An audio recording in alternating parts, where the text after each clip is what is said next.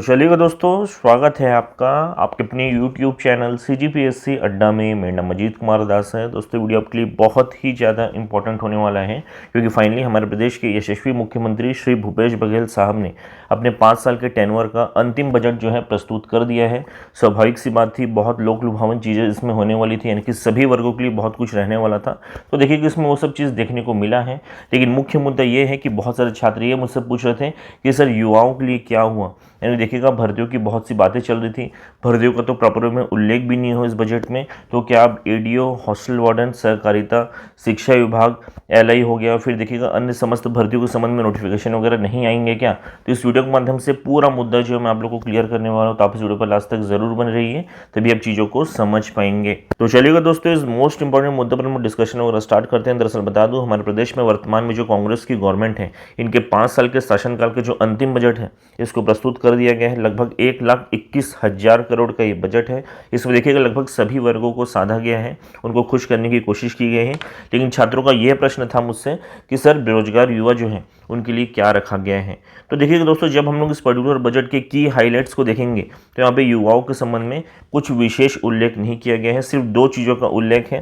पहला बता देता हूँ, राजस्व एवं आपदा प्रबंधन विभाग से कुछ भर्तियों का उल्लेख किया गया है। दरअसल देखिएगा, सबसे पहला 7 नवीन तहसीलों में 98 नवीन पदों का सृजन करने की बात कही गई है।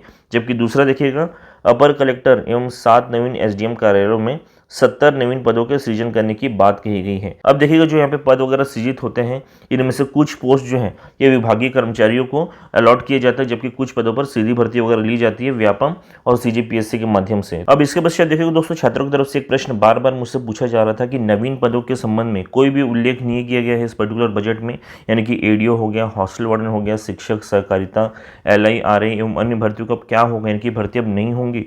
तो देखिएगा दोस्तों, एक चीज़ मैं आपको क्लियर कर देता हूँ, जो पर्टिकुलर बजट वगैरह प्रस्तुत किया जाता है सीएम साहब के द्वारा, उसमें देखिएगा जो की हाईलाइट्स होते हैं, यानी कि जो आकर्षण के बिंदु होते हैं, उनका ही उल्लेख किया जाता है।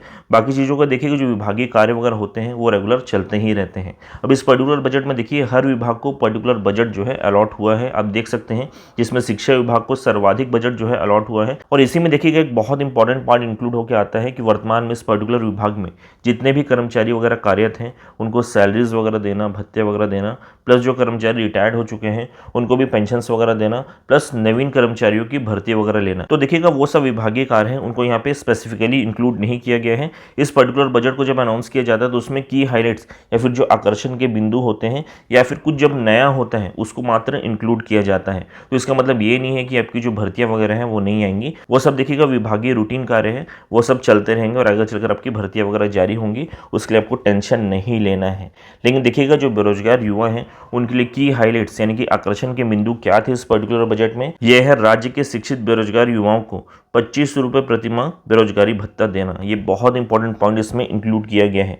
अब इसको लेकर देखिएगा, छात्र बहुत ज़्यादा कन्फ्यूजन में थे, क्या क्या इसके क्राइटेरिया होंगे, क्या होंगे। अब मैं उसको भी बता देता हूँ। दरअसल देखिएगा, इसमें सबसे पहला पॉइंट इंक्लूड किया गया है कि जो बेरोजगार युवा है वह मिनिमम 12वीं पास होना चाहिए। मिनिमम 12वीं पास या उससे अधिक रहने से आपको बेरोजगारी भत्ता मिलेगा, आप उसके लिए एलिजिबल रहेंगे।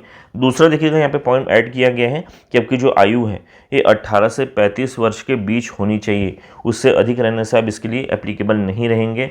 तीसरा देखिएगा, दिया गया है कि आपके परिवार की वार्षिक आय जो है 2.5 लाख से कम होनी चाहिए, इससे अधिक नहीं होनी चाहिए। अब देखिएगा, कुछ समय पहले तक कुछ सोशल मीडिया प्लेटफॉर्म्स ने बहुत सी हवा उड़ाए थे कि परिवार का कोई भी सदस्य शासकीय सेवा में नहीं होना चाहिए।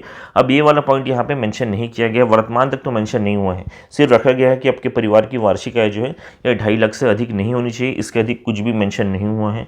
चौथा पॉइंट देखिएगा, यहाँ पे मेंशन किया गया है, जो पर्टिकुलर बेरोजगार हुआ है उसके जिले के रोजगार कार्यालय में उसका पंजीयन वगैरह होना अनिवार्य है। बहुत इंपॉर्टेंट पॉइंट है कि उनका पंजीयन होना चाहिए। अब देखिएगा, कुछ सोशल मीडिया प्लेटफॉर्म्स ने यह भी हवा उड़ाया था कि आपका जो पंजीयन वगैरह है रोजगार कार्यालय में, ये 2 वर्ष पुराना होना चाहिए। तो देखिएगा, कितना पुराना आपका रोजगार पंजीयन होना चाहिए, इसके संबंध में कोई भी उल्लेख वर्तमान तक तो नहीं किया गया है। आगे चलकर किया जाएगा तो मैं बताऊंगा, लेकिन वर्तमान तक तो नहीं किया गया है।